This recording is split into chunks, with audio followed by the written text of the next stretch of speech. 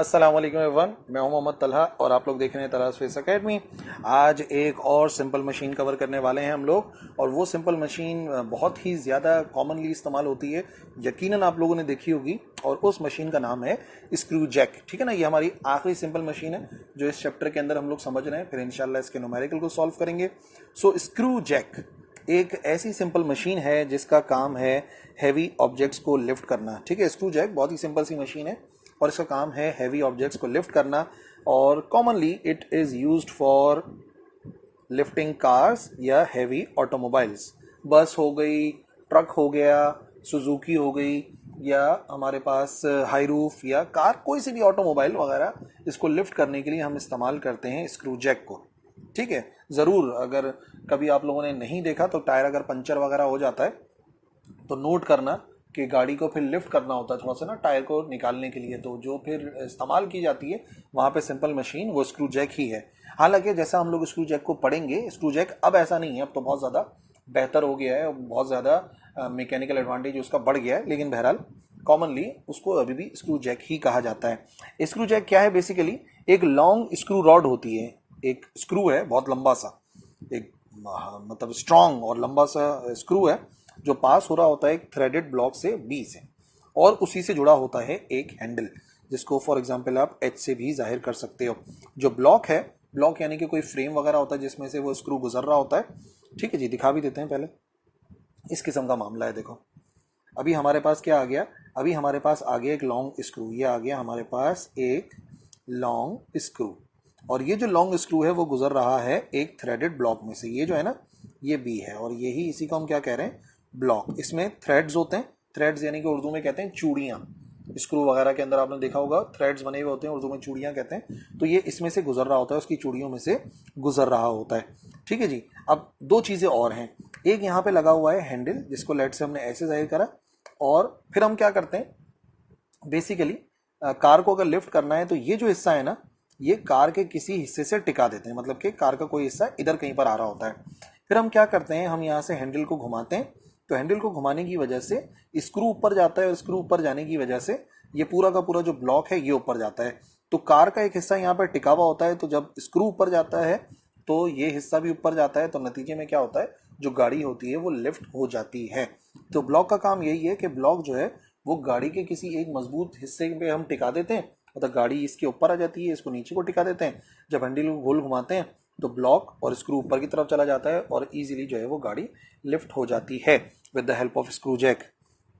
इस तरीके से गोल घुमाते रहते हैं तो ये जो पूरा का पूरा फ्रेम है वो ऊपर जाता रहता है। ये रीसेंट है, ये जो तस्वीर के अंदर आपको नजर आ रहा है, ये रीसेंट स्क्रू जैक्स बिल्कुल इसी किस्म के होते हैं। और जो अभी मैंने फिगर पिछली बताई थी वो हमारी बुक के अंदर बनी हुई, तो उससे समझाना जो है वो ज़रूरी है। लेकिन अभी जो मॉडर्न स्क्रू जैक्स हैं बिल्कुल इसी प्रिंसिपल पे काम करते हैं। ये जो है ना, ये वो हिस्सा है जहाँ पे मैं कह रहा हूँ कि कार के किसी हिस्से को टिका देते हैं, ये ऊपर जाता रहता है। यहाँ पे हम स्क्रू को गोल घुमा रहे हैं, और ये जो हिस्सा नज़र आ रहा है जिसको हम गोल घुमा रहे हैं, दरअसल इसी को मैं कह रहा हूँ हैंडल। तो ये है, और ये एक लंबा सा स्क्रू है जो इस तरीके से जा रहा है ना, ये एक लंबा सा स्क्रू है, ये मॉडर्न शक्ल है उसकी स्क्रू जैक की। ठीक है जी। अब एक बड़ी अहम बात यह है कि स्क्रू जैक किस उसूल पे काम करता है। आखिर ऐसा क्या हो रहा है कि हम हैंडल से घुमा रहे हैं एक चीज़ को, स्क्रू घूम रहा है, और फिर वो जो है एक लिफ्ट हैवी लोड जो है वो ऊपर की तरफ जा रहा है। तो सबसे पहले याद रखो, इसका वर्किंग प्रिंसिपल एक स्क्रू का प्रिंसिपल है जो आपको स्क्रीन के ऊपर नजर भी आ रहा है। ये जो स्क्रू है ना, इसका एक हिस्सा ये जो होता है ये हेड है, इसको हेड कहते हैं, स्क्रू का हेड, जिसके ऊपर जो है वो प्लस या माइनस का निशान सा बना हुआ होता है। बाकी नीचे जो रॉड होती है ना, ये नज़र आ रही है। और आपको एक बात बताऊं, ये स्क्रू जो है वो दरअसल मिसाल है एक व्हील एंड एक्सिल की। व्हील एंड एक्सिल अगर आपको नहीं पता तो लेक्चर इससे पहले ही मैंने अपलोड किया था, उसको जाके देखो, समझ में आएगा कि ये एक हिस्सा है जिसे हम व्हील कहते हैं, ये जो हिस्सा है इसे हम व्हील कहते हैं, और ये जो हिस्सा है ये एक्सिल है। मतलब ऊपर से हम व्हील को घुमाते हैं तो ये एक्सिल घूमता रहता है। और जैसे मैंने बताया था ना, स्क्रू पे यहाँ पे चूड़ियाँ बनी हुई होती हैं, थ्रेड्स बने हुए होते हैं, मजबूत थ्रेड्स। उसूल क्या है स्क्रू का, वो देखो, जब हम रोटेट करते हैं एक मरतबा स्क्रू को, जब हम स्क्रू को एक मरतबा रोटेट करते हैं तो याद रखो स्क्रू कवर करता है distance equal to its pitch, यानी कि वो अपने पिच के बराबर का फासला तय करता है। जब भी हम स्क्रू को एक बार घुमाते हैं तो स्क्रू फासला तय करता है, चाहे ऊपर करे या नीचे करे।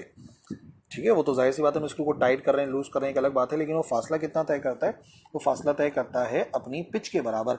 अब भैया ये पिच क्या चीज़ आ गई, तो याद रखिए पिच से मुराद है दो कंसेक्यूटिव थ्रेड्स के दरमियान का फासला, जैसे दो कंसेक्यूटिव थ्रेड्स आ रहे हैं, इनके दरमियान का फासला पिच है, जिसको लेट से हम डी से जाहिर कर सकते हैं या एच से जाहिर कर सकते हैं। सिंबल का प्रॉब्लम नहीं है, इसको हम डी से शो कर सकते हैं। तो ये वाला फासला भी डी है, ये वाला फासला भी डी है, हर एक थ्रेड के दरमियान का फासला इक्वल होता है।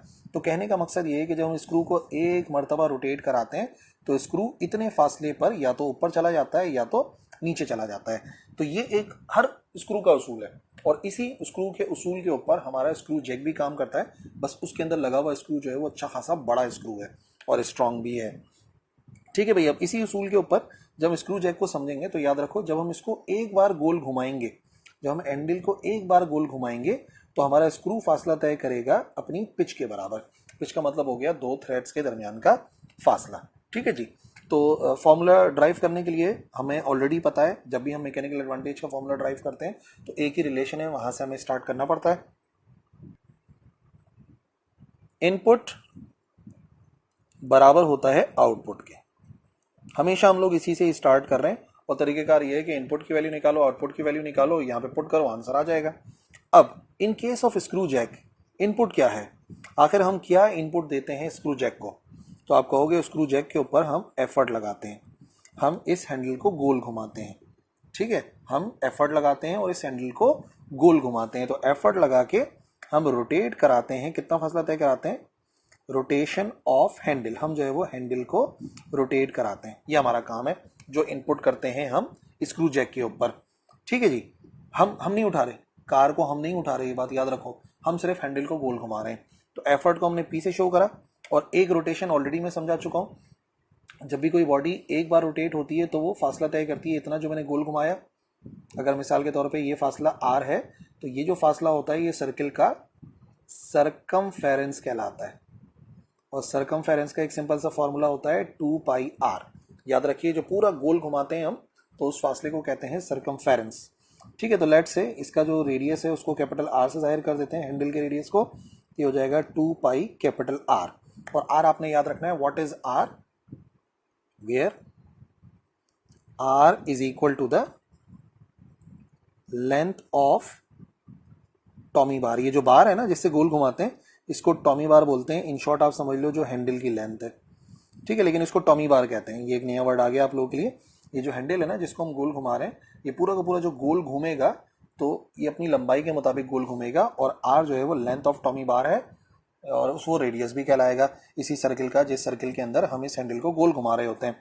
तो टॉमी बार का लफ्ज इस वजह से ज़्यादा अहमियत रखता है कि जितने भी न्यूमेरिकल है उनमें टॉमी बार ही कहा गया है हैंडल की लंबाई को, तो उसको हमने आर से शो करना है। ठीक है जी। तो अब हमारे पास इनपुट की वैल्यू आ गई, इनपुट आ गया हमारे पास 2πr इंटू पी। अब आउटपुट क्या है? हमने तो सिर्फ हैंडल को गोल घुमाया, स्क्रू जैक ने क्या करा? स्क्रू जैक ने लोड को ऊपर उठाया।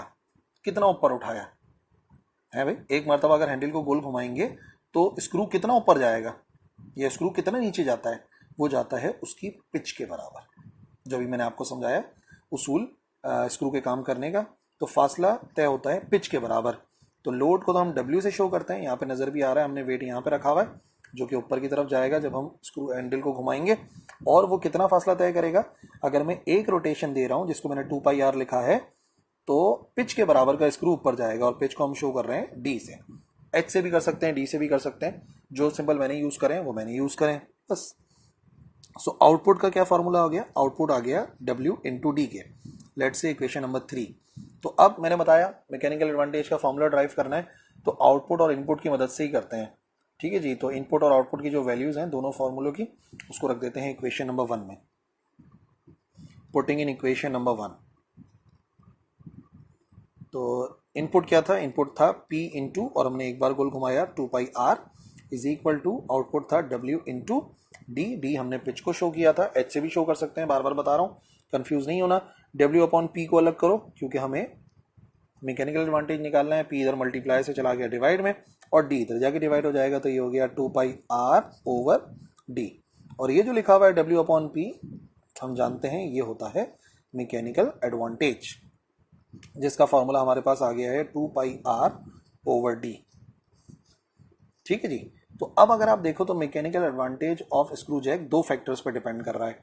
एक वो डिपेंड कर रहा है R पे, और आर पे कैसे डिपेंड कर रहा है, आर पे डिपेंड कर रहा है डायरेक्टली, क्योंकि आमने सामने लिखे होते हैं तो डायरेक्ट रिलेशन होता है, और ऊपर नीचे लिखे होते हैं तो इनवर्स। और दूसरा किस पे डिपेंड कर रहा है, दूसरा डिपेंड कर रहा है पिच ऑफ स्क्रू पे। पिच ऑफ स्क्रू का मतलब दो थ्रेड्स, दो चूड़ियों के दरमियान का फासला, ठीक है जी। और पिच, अच्छा मैंने पिच लिख दिया। और पिच पे कैसे डिपेंड कर रहा है, पिच पे डिपेंड कर रहा है इनवर्सली, और आर पे डिपेंड कर रहा है डायरेक्टली। और आर है क्या, R is the length of handle, या उसको हम क्लियरली कह सकते हैं टॉमी बार, जिस हैंडल को हम गोल घुमाते हैं उसकी लंबाई पर डिपेंड कर रहा है। तो याद रखिए, हैंडल की लंबाई, टॉमी बार की लंबाई जितनी ज्यादा हो, जितनी ज्यादा हो उतना अच्छा है, उतना अच्छा है। और डी यानी कि ये जो है पिच, ये जितना कम हो, कम हो उतना अच्छा है, ये बात याद रखना, ठीक है जी। ये ज्यादा अच्छा है, अगर ये ज्यादा होगा तो अच्छा है, और डी की वैल्यू जितना कम हो उतना अच्छा है, क्योंकि अगर पिच ज्यादा होगी तो इस स्क्रू को घुमाना हमारे लिए नामुमकिन ही हो जाएगा तकरीबन, ठीक है जी। तो आई होप ये फॉर्मूला समझ में आ गया होगा मैकेनिकल एडवांटेज का, और स्क्रू जैक की वर्किंग भी समझ में आ गई होगी। तमाम की तमाम मशीन्स, सिंपल मशीन्स जो है वो अपलोडेड है। अगर पूरे लेक्चर्स नहीं देखे चैप्टर के तो ज़रूर प्लेलिस्ट में जाके देखो, सिंपल मशीन की प्लेलिस्ट मिलेगी, उससे तैयारी करो। और अगर कोई कंफ्यूजन है तो लिखो कमेंट सेक्शन में, आई विल रिप्लाई इंशाल्लाह। दैट्स ऑल फॉर टुडे, अल्लाह हाफिज़।